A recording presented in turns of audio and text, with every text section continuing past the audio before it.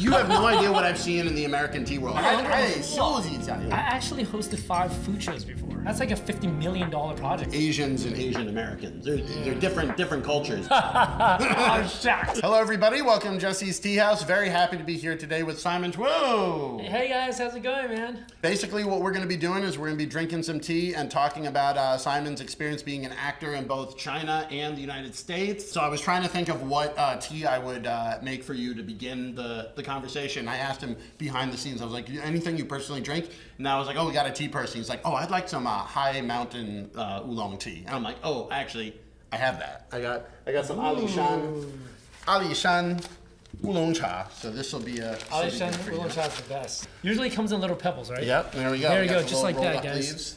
Like as you guys can see, it comes in little pebbles like that. Good. We got the whole tea display. You guys can check it out. Boom. Taiwanese friends of mine, a lot of them, this is like the stuff that they grew up drinking. Oh yeah, so they're more pricey, but they're really good though. It's worth it. It's pungent. It's a strong flavor. It's good. We got tea people on, even better. Could you give everybody a little bit of a rundown who you are, what you've been up to, and sort of your space between the U.S. and China right now? Yeah. So for those of you who don't know, I actually hosted 5 food shows before. Oh yeah? Oh, you're a food show guy. Yeah. Dude, I didn't even know that.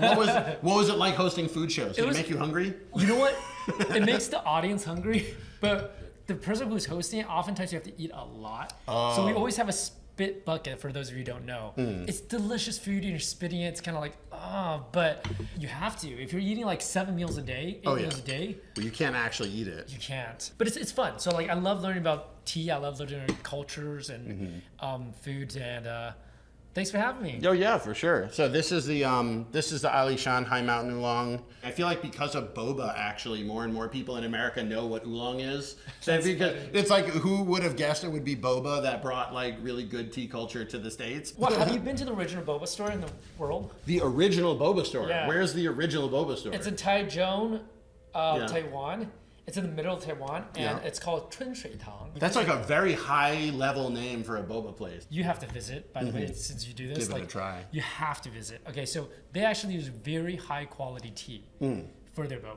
See, this is like the thing I have been trying to unravel, because a lot of people are like, oh, can I use your tea for boba? And I'm like, you can, but like if you have better quality tea, you're gonna lose a lot of that specialness when you dump tons of milk and sugar on it. Of course. So I'd be very curious. I should make like a pilgrimage to see how they do it. You have to check it out. Yeah. It's actually not a bad idea at all. Cheers. Cheers. Here we go. Pung. Here we go. One day. Ching ching l'chaim. Yeah. Ching ching l'chaim. I like it. Very nice. Slowly enjoy this. That's good. It smells like home. Yeah, I was gonna say, like, what kind of smell memory do you get from the High Mountain Oolong? You know, honestly, it's not the most pretty image, but it's reminiscence of my childhood when I was climbing the mountain, because the dirt roads, that's where you find the real good tea. Yeah. Like, it's not usually like touristy paved roads, right? And one of the shows I was doing, we actually got up around like 6 a.m. or 5 a.m. Okay. Just to visit those get up to there before the sun rises. Or like, those older ladies, like 70, 80 years old, they get on the mountain early on when the morning dew is still there. Pluck the leaves. Get the leaves. Get the fresh stuff. Like it's just, and obviously they have to still dry in presses and stuff, but still when you get the real good stuff in the mountains, that's what it reminds me of. Cheers. Oh, you're almost out. One way you can check to see whether your tea was hand-picked or not, if it was machine-picked, you'll wind up with a lot of like broken, chopped up leaves and twigs, because the machines come through, and it's like there's definitely a place in the world for the machine process stuff. You got twigs once before. Oh yeah, you get twigs. That's horrible, dude. Like you have no idea what I've seen in the American tea world. But like that's part of the reason why all this stuff gets ground up in the American tea bags, is because they know that they're processing it by machine. They know that they're not getting good tea quality. So they're like, oh, but if it's powderized, you can't tell anyway. I want to get into talking about the creative stuff. Well, I guess the first question is, what made you feel like you wanted to be like a bilingual actor or performer? Well, I kind of grew into it. So I grew up going to, I went to 18 different countries when I was 17. Oh my gosh. 29 different schools growing up. So I'm like Taiwanese, Chinese, Korean, Japanese, and a little bit of Dutch. A little Dutch. Yeah. Oh wow. Like how did you have any idea which of your like ancestors? Like, I think it's my dad's side because we were looking at our ancestry, not just the tree, but also the picture. Yeah. Of like the black and white photos. Like, you know, the Dutch were in Taiwan. That's right. Like a long time ago. So that might be a little bit of Dutch, just 400 years. Yeah, it's just a little bit. But we do have some family people who are Dutch in those photos, in those black and white photos. Oh, okay. And then I was like, who are these people who are black and white photos?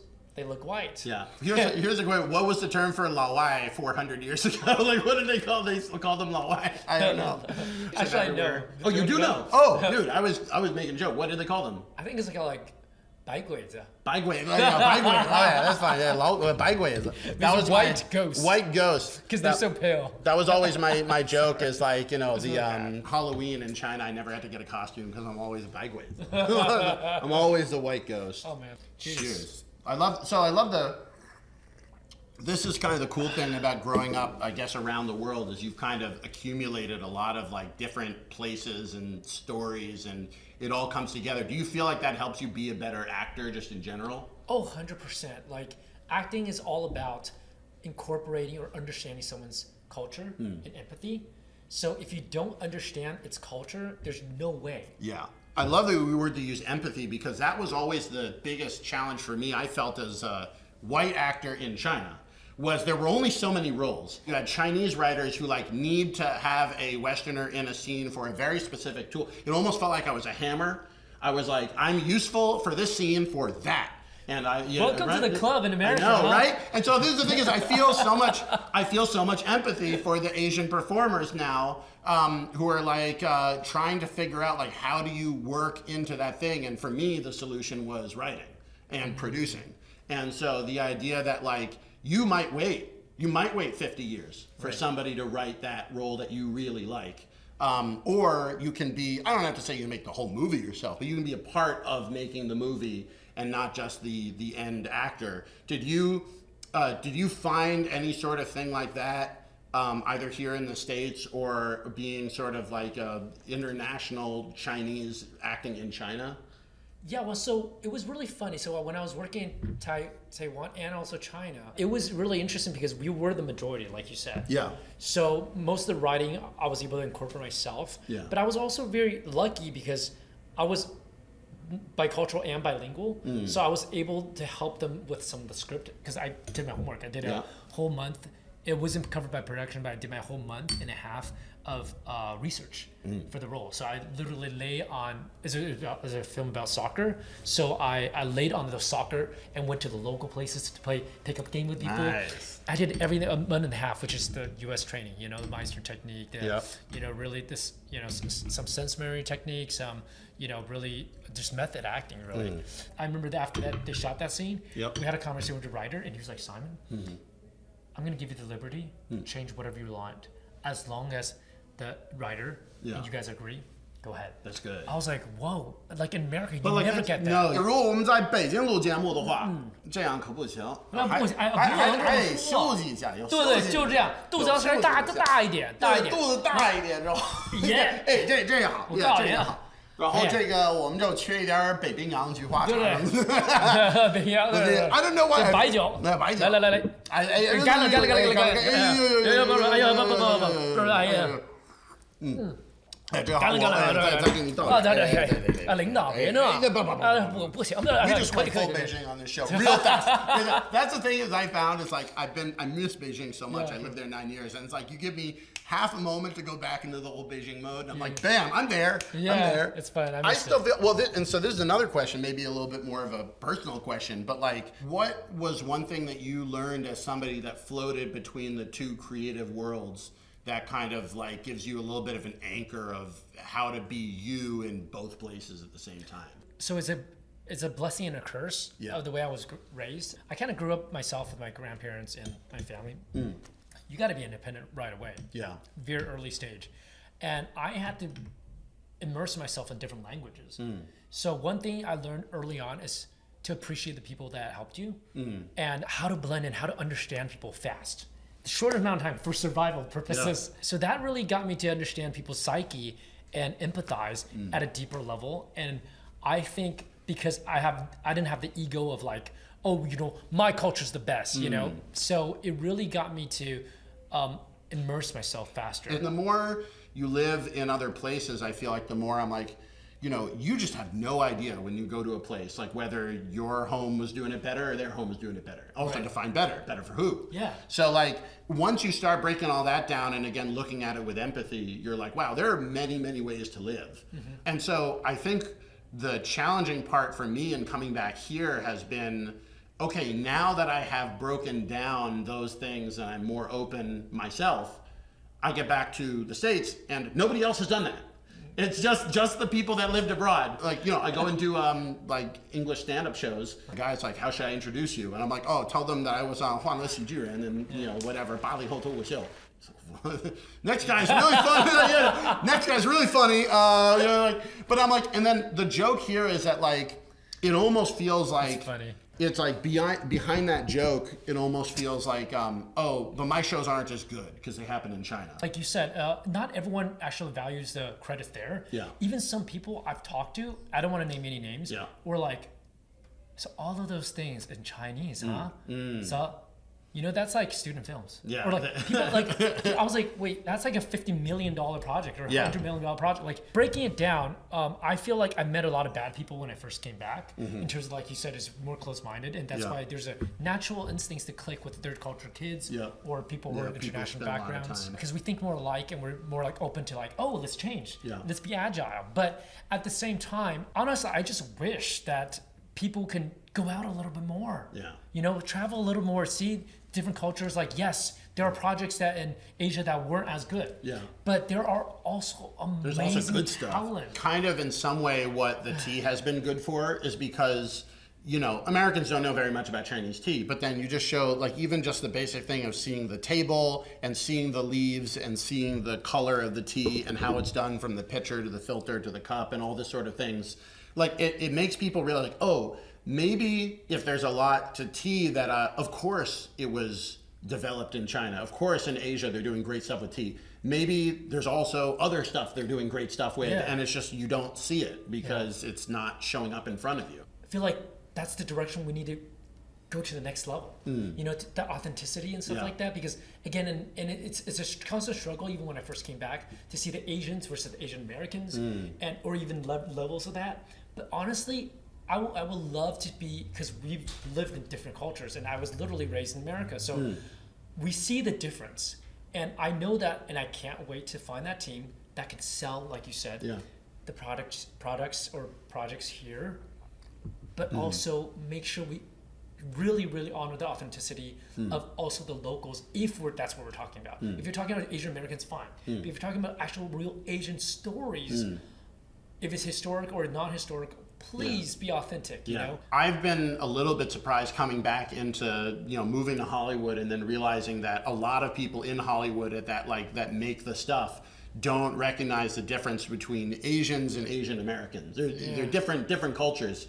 But of course, I'm totally the wrong person to tell them this. Like, I've had some like awkward conversations where I get really jazzed about this because like I know so many great Asian creators.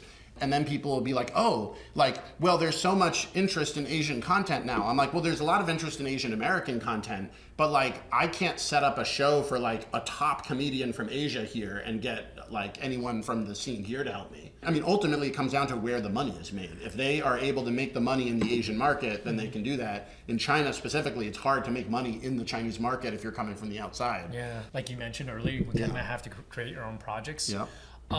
Because like even here, like Asian Americans do own the majority of Asian contents here, and I wish I get a chance to talk to these people and just literally, please just honor the authenticity even more, because that's the only way we can open a completely huge market. It's a huge market. Even this year, I was just talking to some producers. Actually, my friend who was one of the top producers at Tencent before Pigeon Pictures, and even they were telling me like this year's box office was even bigger than pre-COVID. Really? In China. So they're back. They're back, but it's very theme-based contents, but still they are semi-back, and the market will never go away. The population is not going to just disappear. I think we're almost out of time, so I want to ask a couple questions. First question, What's your favorite tea, and what kind of tea do you like to drink? My favorite is Alishan Oolong cha, Alishan da. Alishan? Especially from Alishan. Yeah. Because it's very pungent and it smells great. It has a few aftertastes. It's kind of like the aroma. Nice. So it reminds me of like this really elegant diffusers, but with some local cultures in it. Yeah, it's so good. It's the good stuff. Yeah, it's the good stuff. It's the good stuff. As somebody who lives between cultures, what advice would you give to people that want to be a person who lives between the cultures? Gosh, just no ego, guys. No ego. Go in there and just immerse yourself. And then for people who, let's say that they're not going to be able to travel a lot, but if you want to engage more in other cultures without necessarily leaving your home country, what's one thing that you can do?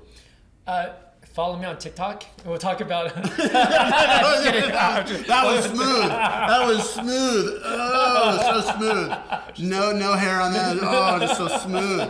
I like it. But yeah, but why? Why would they follow you? Because we love talking about cultural stuff. Yep. And cultural elements. If you can't travel with us on the phone. Yeah. You know? Like it's actually, I mean, like it sounds silly, but like I really think that the ability to look on your phone and see stuff from all around the world, but also people who lived around the world is totally new. Yeah. In the 80s, they didn't have this. Yeah. If you wanted to if you wanted to learn about other cultures, you looked in like a encyclopedia or whatever. Like it was nuts. If you had to pick one, where's the better food, China or the United States? Oh, oh shucks.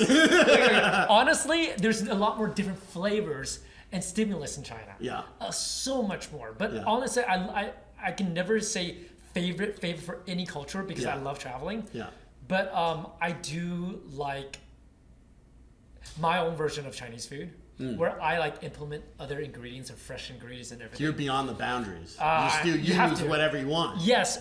Off the menu, please. Please the menu. order off the menu. Say their local languages. If I go to a Mexican restaurant, I want to bring my Mexican friends to order for me off the menu. Let me try something That's new. the way to do it. That's the way to do it. I'm trying to think if I had one more left. Just sort of in the, if you had a tea pet bunny, so cute. what would you name the bunny? Tutu. Well, very good. I'm going to give you a tea pet as a thank you for coming on the show. You got a little tutu over here with you. I got a tutu. Thank you very much. For those of you who have been watching, thank you again so much for watching a conversation. Hopefully it was interesting for you guys. As always, if you're new to the channel, remember I'm Jesse, Jesse's Tea House. I get all my teas directly from China, or in this case from Taiwan. We send them over to the States. We have them in the States, and if you order, we'll ship them to you immediately. We have the tea sets. Everything that you're seeing on here, including the tea kettle, is on the website, and that's the best way to support the channel and support tea culture in the States getting bigger, is to just try teas. There's no secret about it. Get good tea, make it. I have info cards with all the teas that come along with in steep times and temperatures and stuff like that, make it easy. And then we have this great online community as well to be able to help people become tea people. So thank you again, Simon, so much for coming on. Thanks, man. Thanks Appreciate for it. having me. Where can they find you if they want to find you? Yeah, so Simon Twu, that's spelled TWU. So Yep. Simon Twu on TikTok, Instagram, and Facebook. We'll see you guys on next episode. Bye-bye. Bye.